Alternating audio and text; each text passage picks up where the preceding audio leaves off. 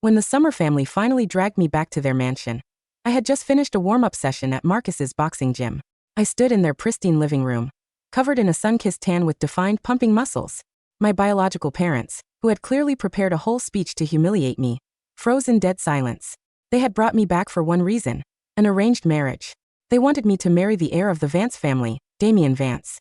Rumor had it that he was a violent psychopath who had already hospitalized or terrified 10 of his previous fiancées.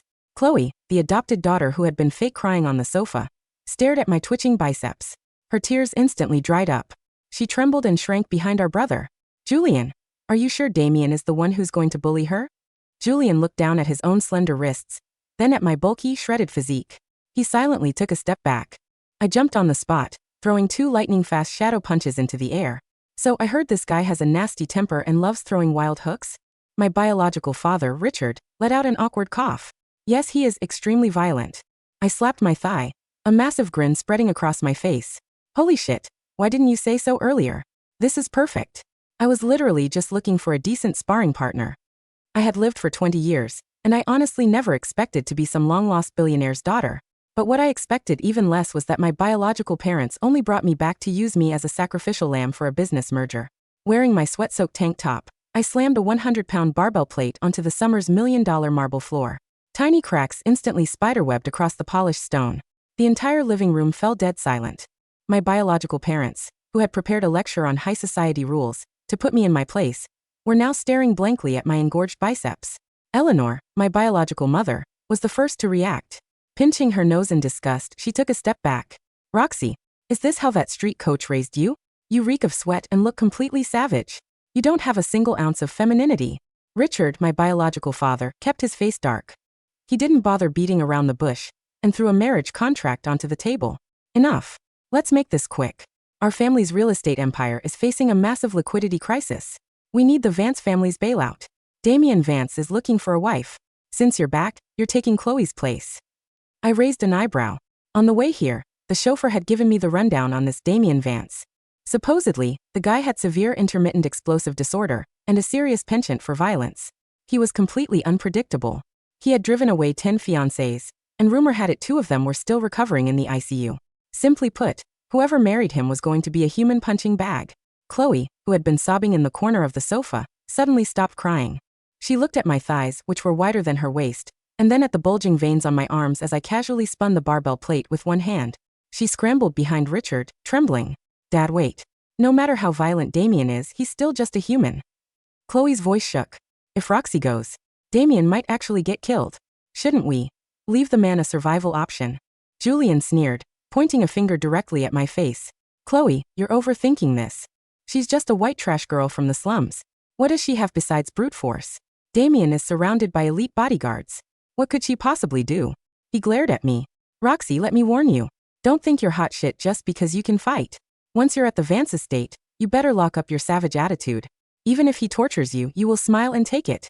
Otherwise, you'll drag our entire family down with you. I stared at Julian coldly, cracking my knuckles one by one. Crack, crack, crack. Julian flinched, his face turning pale as he stumbled 2 steps backward. That's enough. Richard slammed his hand on the table, pulling something out from behind him and tossing it onto the floor. It was an old, battered pair of red boxing gloves. My pupils dilated.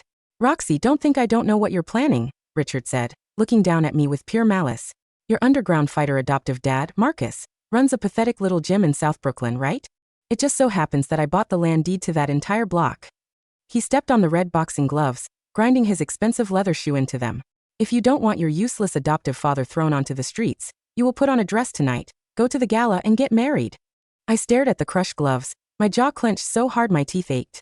Those gloves were Marcus's pride. The ones he wore when he won his bare-knuckle championship years ago. Roxy. Chloe timidly offered me a towel, her eyes red. Please don't fight with Dad. I'm sorry. I was too scared to go. I'm so useless. I took a deep breath, forcing down the urge to snap Richard's neck, and snatched the towel. Fine. I said, my voice ice cold. I'll go. For Marcus's sake, I would endure this. But I didn't tell Richard the very first rule Marcus had taught me. Once you step into the ring, survival is the only rule. By the afternoon, Eleanor had hired the most ruthless high society deportment coach in the city. Miss Summer, a lady's spine must never bend. The coach glared at my relaxed stance. Frowning, She pulled out a long sewing pin and walked behind me, aiming to prick my back to force me to stand straight. Snap! A sharp sound echoed. The pin snapped in half. My trapezius and latissimus dorsi muscles, forged from years of heavy squats, were not something a tiny pin could penetrate. The coach held the broken needle, looking like she had just seen a ghost. Gulping, she changed tactics. She placed a bowl of water on my head and ordered me to do a runway walk, demanding soft, elegant steps. Annoyed, I rested my hand on the mahogany dining table. Are we done yet? The moment the words left my mouth, my grip tightened, and I literally crushed a chunk of the solid mahogany corner into splinters. Eleanor gasped behind me, nearly fainting. But for the sake of the marriage alliance, she forced herself to stay quiet and hurriedly dismissed the coach. I lay back on the sofa, closing my eyes to rest. The door creaked open and Chloe sneaked in. She slid a small bottle of muscle rub into my hand, her eyes welling with tears. Roxy, I'm so sorry. I'm just so afraid of pain, which is why I let them force you. She took a deep breath, clenching her small fists as if making a life-changing decision. But don't worry. I'll save up my allowance secretly. In the future, if Damian beats you up, I will pay for all your medical bills. I won't let you get hurt for nothing. Looking at her stupid but brave face, I couldn't help but pinch her soft, chubby cheek. I had to admit, it felt pretty nice. Though this fake sister of mine was weak and cowardly, she at least had a conscience. She was much better than the other snakes in this house. Before I could say anything, a burst of loud laughter came from the hallway. Julian walked in, flanked by a few of his rich, spoiled friends. Seeing me, the guys didn't even try to hide their mockery. Whoa, Julian, is this the long-lost sister you guys found? Damn, with that dark skin and those muscles, she'd be great at a construction site. Julian sneered, his eyes filled with absolute disdain. What do you expect? She was raised by a trashy underground street fighter. She smells like garbage and behaves like a beast. She's only fit to be a punching bag for the Vance family's maniac. The moment he said trashy underground street fighter, I stood up. Julian's arrogant face drained of color. His knees buckled, and he fell backward onto the sofa, his voice cracking into a high pitch. What? What do you think you're doing? Roxy, Richard walked out of his second-floor study, waving the land deed in his hand. Don't you dare touch your brother. Try it, and I will have that dump of a gym demolished by tomorrow morning. I stared at the deed. My fists clenched so hard my palms began to bleed. Taking a deep breath, I forced the violent urge back down. I don't need you to remind me, I said, my voice dead. That evening, Eleanor sent over an expensive, diamond-encrusted strapless gown. I threw it straight into the trash can. Instead, I dug through the closet and found a sharp, custom-tailored black tuxedo. When I put on the suit, tied the tie, and pulled my messy hair back into a sleek, high ponytail, the person in the mirror was no longer a lamb waiting for the slaughter. My broad shoulders filled out the suit perfectly. My tight waist highlighted my explosive frame, and my long legs looked deadly and elegant. I sneered at my reflection. Damian Vance, huh? I hope you can last 3 rounds under my fists. As the city lights began to glow, the Vance family's luxury yacht docked at the harbor. When I stepped into the grand ballroom wearing my black tuxedo and 3-inch stiletto heels, the noisy chatter instantly died down. Then, a wave of hushed whispers washed over the room. Is that the girl the Summers found from the slums? Why is she dressed like a bodyguard? Look at those shoulders. If she walks any closer, I'm afraid she'll decapitate me with one punch. Hilarious. No wonder they're giving her to Damian. She looks like she can actually survive a beating. I didn't even blink at the mocking whispers of the high society girls. Richard and Eleanor felt completely humiliated and walked far ahead, keeping their distance from me. Suddenly, a loud, obnoxious voice broke the peace. Well, if it isn't the adopted summer girl. You look pretty cute tonight. Come on, let's go to the deck and have a drink. A young man in a loud designer shirt, reeking of alcohol, stumbled over. He grabbed Chloe by the wrist, his greasy eyes scanning her up and down. Chloe paled, trying desperately to pull away. What are you doing? Let go of me, Dad. Julian, help me. She looked at her family in despair. However, Richard didn't move. In fact, he grabbed Julian to keep him from stepping in. He even bowed slightly toward the drunk man. It is Chloe's honor that you fancy her, Mr. Vance. Chloe, be good, go have a drink with him. I frowned. So this piece of trash was Chad Vance, a distant cousin of the Vance family who used his family's name to terrorize the city. Tears streamed down Chloe's face as she cried out in despair, her eyes frantically searching the crowd for help. Finally, her gaze landed on me. My eyes darkened. Just as I was about to step forward, Chad let go of Chloe and stumbled toward me. He looked me up and down with a disgusting smirk. I know you. You're the scapegoat the Summers brought in to marry Damian, right? Damn, you look pretty tough. Damian's going to have a lot of fun breaking you tonight. Grinning drunkenly, he reached out his hand, trying to slap my cheek playfully. I heard you're good at taking hits. Since you're going to be our family's punching bag anyway, why don't you let me test the goods first? The crowd erupted into laughter. Not a single person stepped forward to stop him. Roxy, stand still. Richard hissed, whispering a venomous warning into my ear. Do not offend a Vance.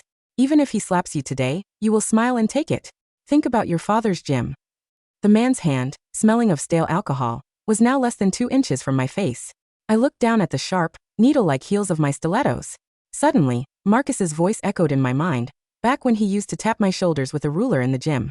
Roxy, as fighters, we must have honor. We don't start fights, and we don't bully the weak. I closed my eyes and took a deep breath, exhaling slowly. I will give you exactly 3 more seconds of my patience. The man's hand was now less than an inch away. Sorry, Marcus. But tonight, I'm putting honor on hold. A sharp, splintering sound shattered the ballroom atmosphere. My stiletto heel violently stomped through the yacht's expensive solid wood flooring, pinning myself firmly to the deck. Chad froze. I opened my eyes, a wild, predatory excitement blooming in my chest. I grabbed his outstretched wrist and twisted it downward. Arg! A squeal like a slaughtered pig tore through the air. Disgusted, I tossed his arm aside, ripped off my restrictive black suit jacket, and kicked off my heels. Beneath my suit pants, my ankles were wrapped tightly in professional MMA hand wraps. Before Chad could recover, I dropped my shoulder, grabbed his collar and belt, and executed a flawless, high-amplitude hip throw. A 180-pound grown man flew through the air in a perfect arc, crashing headfirst into the 7-tier champagne tower in the center of the room. Glass exploded, and expensive champagne rained down. Chad twitched twice on the floor before passing out cold amidst the shards. The room went dead silent for 2 seconds before the wealthy guests erupted into terrified screams. Roxy, are you out of your fucking mind? Richard looked like he was about to have a stroke, his pointing finger shaking violently. This is Vance property. You're going to get us all killed. In the corner, Chloe stood with her hands over her mouth, completely awestruck. There was a glimmer of sheer, unfiltered admiration in her eyes. I casually rolled my shoulders, my neck popping loudly. What are you screaming for? I sneered at Richard. Didn't you say the Vances love violence? I'm just adapting early, showing off my core competency. Is that so? A deep, raspy voice echoed from the entrance.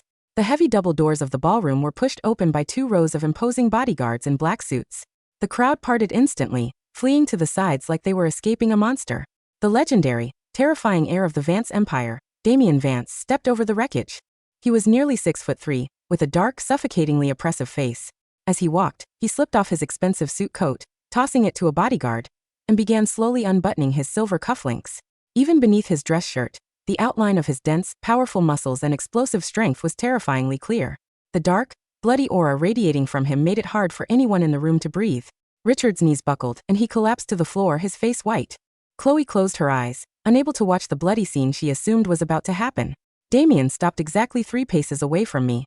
His pitch-black eyes locked onto mine. Everyone in the room knew it. Roxy Summer was a dead woman walking. But instead of taking a step back, the blood in my veins began to boil with pure excitement. I licked my lips, staring straight at him. Slowly, I pulled off my silk tie, tore off the hem of my shirt, and wrapped the cloth tightly around my knuckles, making a makeshift pair of hand wraps. My eyes gleamed as I scanned his stance and his center of gravity. Your base is solid. You're a real fighter, I said. I tapped my wrapped fists together and flashed him a wild, cocky grin. So, Mr. Vance, are we doing UFC rules tonight or raw, unrestricted street fighting? Oh, and just to be clear, if I accidentally kill you, your family won't sue mine, right? The silence on the yacht's deck was so heavy you could hear the champagne dripping off Chad's unconscious face onto the ruined hardwood. Damian Vance stared at my makeshift hand wraps, then looked at my face. Slowly, the oppressive, terrifying scowl on his face began to fracture. A low, gravelly sound started in his chest, rising until it became a loud booming laugh that echoed across the dark harbor. UFC rules? Damian unbuttoned his top 2 shirt buttons, revealing a thick collarbone marred by faint combat scars. Little girl, the last person who asked me for UFC rules ended up eating through a straw for 6 months. Talk is cheap, I sneered, bouncing lightly on the balls of my feet, my calf muscles flexing tight against the fabric of my suit pants. Show me what you've got, big guy. He moved. For a man 6'3" and well over 200 pounds, he was terrifyingly fast. He closed the distance in a split second, throwing a heavy left jab aimed straight for my chin. I didn't block. Blocking a heavyweight's power jab is suicide. Instead, I slipped under his guard to the outside, my hips twisting as I fired a lightning-fast right hook straight into his ribs. Bang! The impact sounded like a sledgehammer hitting a sides of beef. Damian grunted, taking the hit like an iron pillar, but his eyes lit up with a wild, terrifying thrill. He rolled with the momentum, bringing a razor-sharp elbow around toward my temple. I dipped low, my hands up in a tight high guard. The wind from his elbow scraping past my ponytail. I lunged forward, grabbing the back of his neck to sink in a tie clinch, aiming a knee straight for his solar plexus.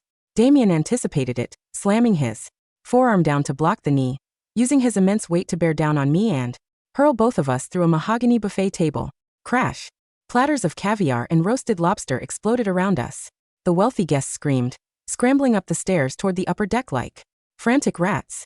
Richard Summer passed out cold on the spot. Eleanor was clutching her chest, whimpering, "Monster, they're both monsters." In the debris of the table, Damian was on top of me, his heavy hand pinning my left wrist to the floor, his other arm cocked back for a ground and pound strike. I didn't panic. I bucked my hips with maximum explosive power, wrapping my legs around his waist, shifting my weight into a clean armbar setup.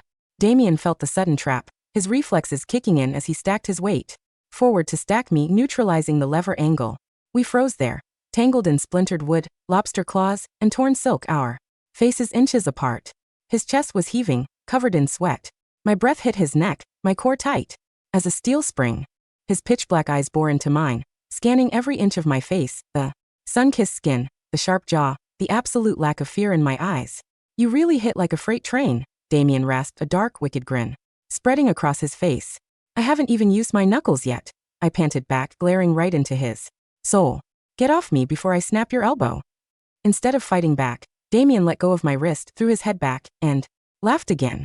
He sat up, brushed a piece of parsley off his shoulder, and offered me his hand. "Deal's off, Richard." Damian called out toward the stairs, his voice echoing across the silent yacht. Richard, who was just regaining consciousness, froze in terror. "And Mr. Vance, please. She's a wild animal. We didn't know she would attack you." "Shut the hell up, old man," Damian snapped, pulling me up effortlessly with one hand. "I said the old deal is off. I'm not marrying a summer daughter as a business favor anymore." He wrapped his massive arm around my shoulders, pulling me against his side. The metallic scent of his cologne mixed with sweat hit my nose.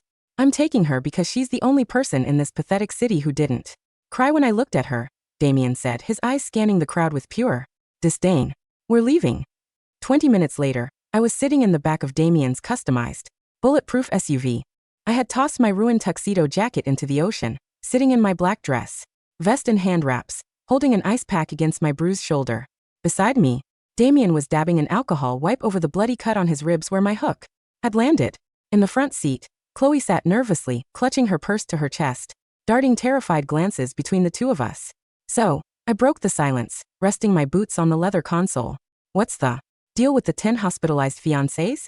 Did you actually beat them up, or are you just terrible at dating?" Damian let out a dry snort, tossing the bloody wipe into the trash bin.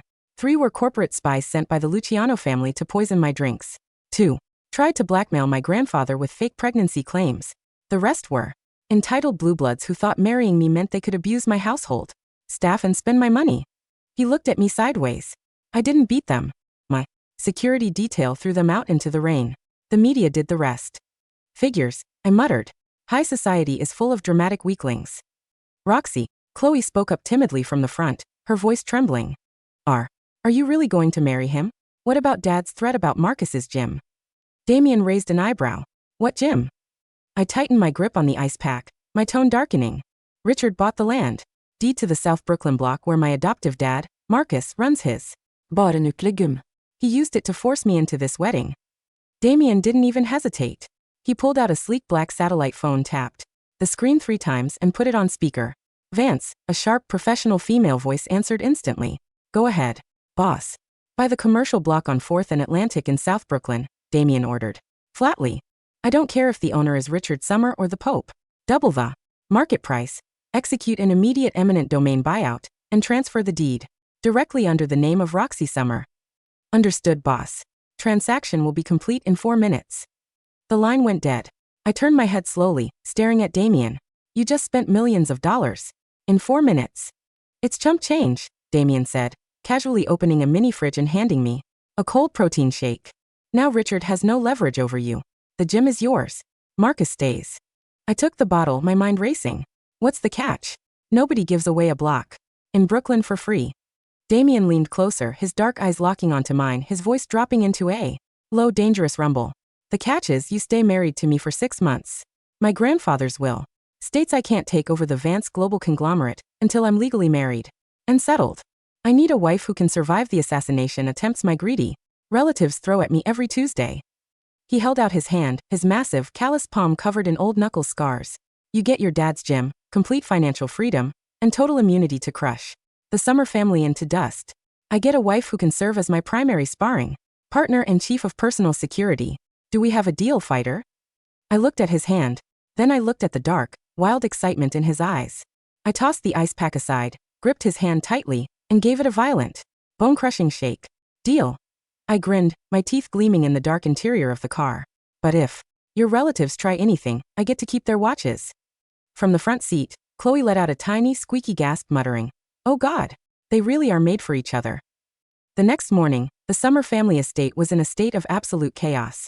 Richard and Eleanor sat in their luxurious living room, surrounded by empty coffee cups, their faces pale and gaunt from staying up all night. Julian was pacing back and forth, biting his nails nervously. "What do we do?" Julian whimpered, pointing at his phone. "Chad Vance is still in the hospital with a severe concussion. The Vance family is going to liquidate our assets by noon." "Shut up," Richard roared, though his own hands were shaking uncontrollably. "Roxy is a lunatic. She ruined the entire merger. When she comes back, I'm going to break her legs myself and hand her over to the Vances to apologize." "Who are you breaking legs, old man?" The heavy oak front doors were kicked open with a loud bang. I walked into the living room wearing a red leather jacket, black cargo pants, and combat boots. Behind me, four muscular bodyguards in suit coats carried heavy metal-bound storage trunks. Behind them walked Damian Vance, wearing an immaculate charcoal suit, casually twirling a set of car keys around his finger. Richard and Eleanor scrambled off the sofa so fast they nearly tripped over the coffee table. "And Mr. Vance," Richard stammered, bowing so low his forehead almost touched his knees. "Please, we are so sorry. Roxy is a street thug with no manners. We have already disowned her. Whatever you want to do to her, we won't interfere." Damian didn't look at Richard. He walked over to the mahogany sofa, sat down, and stretched his long legs out over the marble table. "Disowned her?" Damian asked, a dangerous, mocking smile curling his lips. "That's unfortunate. Because I just came here to deliver the $300 million liquidity bailout for your real estate company." Richard froze mid-bow. Eleanor gasped, clutching her diamond necklace. "Be bailout?" Richard squeaked, his eyes bulging. You aren't going to execute us for what Roxy did to Chad." "Chad is an idiot who got thrown through a champagne tower by a woman half his size." Damian sneered coldly. "He embarrassed my family. Roxy merely taught him a lesson in basic physics." He clapped his hands twice. One of the bodyguards stepped forward, opening a thick leather folder and laying a contract on the table. "The $300 million is ready," Damian said, tapping the paper. "In exchange, Vance Global takes 40% equity in Summer Real Estate. But there's a small clause." Richard's eyes were practically dripping with greed. "What clause?" "We'll sign anything. Anything. The Summer family must pledge all remaining personal shares and the land deeds of your current holdings as collateral," Damian said smoothly. "If your quarterly revenue drops by even 5%, Vance Global takes total ownership of your entire family enterprise." Richard hesitated for a second, but his greed quickly overwhelmed his logic. 5%? We can easily hit our targets. We'll sign." He grabbed a pen, scribbling his name frantically across the bottom line before Damian could change his mind. He had no idea that last night, Damian's financial team had already shorted the Summer family's public stock and leaked their internal debt reports to the Federal Housing Authority. By tomorrow morning, Summer Real Estate's revenue wouldn't just drop by 5%, it would drop to zero. They had just signed their own death warrant, and they were smiling while doing it. "Oh, by the way," I stepped forward, pulling a crisp stamped land deed from my leather jacket and tossing it onto Richard's face. Richard caught the paper, frowning. "What is this?" "The deed to Marcus's gym," I smiled, stepping directly into his personal space. "Damian bought it last night. The block belongs to me now." Richard's face turned from red to an unsightly, blotchy purple. You tricked me." Julian, trying to play the protective son, lunged forward, yelling, "You white trash bitch. How dare you talk to Dad like?" Before he could finish his sentence, I reached out, grabbed him by his silk tie, and lifted his 140-pound body completely off the floor with one arm. Julian's legs dangled in midair, his eyes bulging as he clawed frantically at my wrist, choking for air. "Listen to me closely, little brother," I whispered into his ear, my voice sweet and lethal. The only reason you're still breathing is because I don't want to get blood on my leather jacket. Try speaking to me again, and I'll use your spine as a jumping rope. I casually tossed him sideways. Crash. Julian flew across the room, knocking over a $100,000 antique vase before crashing into the coat rack, dangling there by his belt like a pathetic ragdoll. Eleanor shrieked in horror, hiding behind the sofa. Chloe stepped out from her bedroom carrying 2 giant suitcases, walking straight over to my side. I've packed all my stuff, Roxy, Chloe said, looking at her biological parents with total detachment. I'm moving to the Vance estate with you. I'm not staying in this toxic house for another second. Richard gasped, holding his chest. Chloe, you ungrateful brat. We raised you. You raised me to be a bargaining chip for your business deals, Chloe retorted sharply, holding my arm tightly. Roxy is my real sister now. I patted Chloe's head, looking down at the ruined, terrified summer family. Enjoy your last day of being rich, Richard, I sneered. Because tomorrow, you're moving to the slums. 3 weeks later, the trap Damian and I set had worked with terrifying efficiency. Within 14 days, summer real estate stock crashed by 80%. The Federal Housing Authority froze their assets for tax fraud, and Vance Global legally executed the collateral clause, seizing every piece of property, every bank account, and every luxury vehicle under the Summer name. Richard, Eleanor, and Julian were officially bankrupt. Driven to absolute insanity by the total collapse of his life, Richard snapped. On a rainy Tuesday afternoon, while Damian was at a Vance Global board meeting, my phone buzzed. It was a call from Marcus. Roxy. Marcus's rough, heavy voice came through the speaker, accompanied by the background sound of shouting and shattering glass. Your biological father brought 20 hired mercenaries with sledgehammers to the gym. They're trying to tear the place down before the city updates the land registry. My blood went from cool to absolute boiling in less than a second. Is anyone hurt? I asked, my voice terrifyingly calm. Nah, Marcus snorted, followed by the heavy sound of an iron pipe hitting someone's jaw over the phone. I knocked out 4 of them with a folding chair. But these guys brought crowbars and baseball bats. It's getting a little crowded in here. I'm on my way, I said. I hung up, grabbed my heavy leather combat gloves, and sprinted down to the garage. As I jumped into my modified V8 muscle car, the passenger door was yanked open. Damian slid into the seat beside me, tossing his suit jacket into the back, pulling a pair of brass knuckles from his pocket. You didn't think you were going to a party without me, did you? Damian smirked, adjusting his cufflinks. Keep up if you can, big guy. I slammed my foot on the accelerator, the engine roaring like an unleashed beast as we tore out of the estate driveway.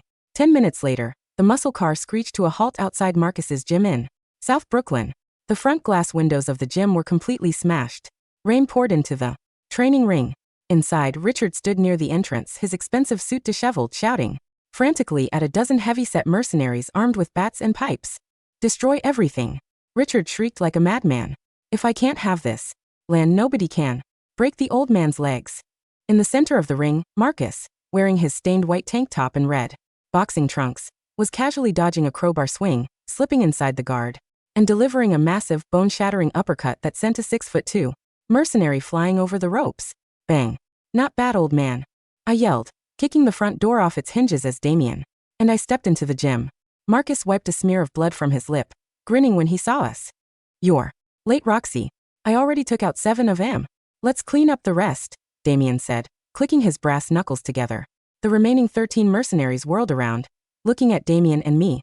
Get them, Richard screamed, pointing a finger at us. Kill them all. What followed was less of a fight and more of an absolute massacre. Damian moved like a dark shadow, his military-grade combat training fully unleashed. A mercenary swung a baseball bat at his head. Damian caught the wooden bat in midair, snapped it in half over his knee, and drove a brutal straight right through the man's guard, breaking his nose and dropping him. Instantly, I dropped low, sweeping the legs of 2 guys carrying crowbars, springing up to deliver a spinning back kick that drove a 200-pound thug through the wooden ring posts. Side by side, Marcus, Damian, and I turned the gym into a war zone. Punches echoed like gunshots. Mercenaries flew through windows, crashed over heavy bags, and hit the floor unconscious one after another. In less than 3 minutes, all 20 mercenaries were lying in a groaning, bloody heap on the wet floorboards. The gym went completely silent, except for the heavy pitter-patter of rain on the broken roof. Richard stood in the corner, his knees shaking so violently he was clutching an iron pole to keep from falling. I wiped a drop of sweat from my forehead, stepping over a pile of unconscious thugs, walking slowly toward him. Roxy, Richard whimpered, his face pale as a sheet. tears of pure horror pouring down his face. I'm your father. I'm your biological father. You can't do this to me. I stopped right in front of him. I looked at the man who had abandoned me for 20 years, who had tried to sell me as a punching bag, who had stepped on Marcus's red boxing gloves, and who had tried to destroy the only home I ever knew. I didn't hit him. He wasn't even worth a punch. Instead, I reached out, grabbed his collar, and dragged him out to the street, where the police sirens were already blaring in the distance. You aren't my father, Richard, I said, tossing him onto the wet pavement at the feet of the arriving police officers. You're just a loser who lost his last match. 6 months later, the city's high society news outlets were completely dominated by one event: the official wedding of Roxy Summer and Damian Vance. The wedding didn't take place in a pretentious cathedral or on a luxury yacht.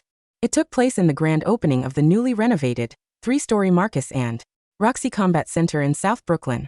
The venue was packed with an insane mix of people: international business moguls in 3-piece suits, underground bare-knuckle fighters, professional MMA champions, and local Brooklyn neighbors.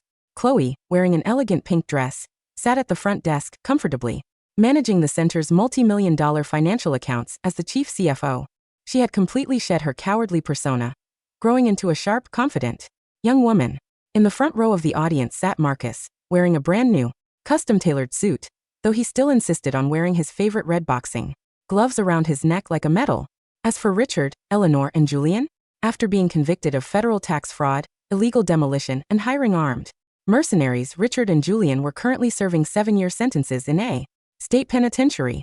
Eleanor, completely destitute, was living in a small studio apartment in the outer suburbs, working as a dishwasher to pay off her remaining legal debts. The crowd cheered as the lights in the main arena dimmed. A central octagon ring sat in the middle of the hall, illuminated by brilliant white spotlights. I stepped onto the canvas. I wasn't wearing a white lace dress or a diamond veil. I wore a custom, form-fitting black leather tuxedo suit, my hands wrapped in tight, professional white hand wraps, my long hair tied back in a fierce, braided ponytail. Standing opposite me in the ring was Damian Vance. He wore an identical tailored black tuxedo suit, his knuckles wrapped tight, a dark, devastatingly handsome smirk on his face. The priest, standing outside the cage with a microphone, looked nervous as hell. Do you, Damian Vance, take Roxy Summer to be your lawfully wedded wife, to have and to hold in victory and in combat? Damian stepped forward, his eyes blazing with pure, unconditional love and absolute respect. I do, Damian rasped, tapping his wrapped knuckles against his chest. And I promise to stand by her side whether we're crushing our enemies or clearing the ring. And do you, Roxy Summer, take Damian Vance to be your lawfully wedded husband? I stepped into the center of the ring, staring straight into the eyes of the man who had become my equal, my partner, and my champion. I do, I grinned, stepping right into his guard. As long as he remembers to keep his hands up. I now pronounce you husband and wife, the priest yelled, signaling the referee. You may kiss the bride, or start the first round. The crowd erupted into roaring, deafening cheers. Damian didn't wait. He reached out, grabbed my waist with his heavy arm, pulled me flush against his chest, and drove his lips down onto mine in a deep, fierce poseshivekish. I wrapped my arms around his neck, kissing him back with equal intensity, my heart pounding like a battle drum in my chest. The fight of my life was over, and I had won the championship.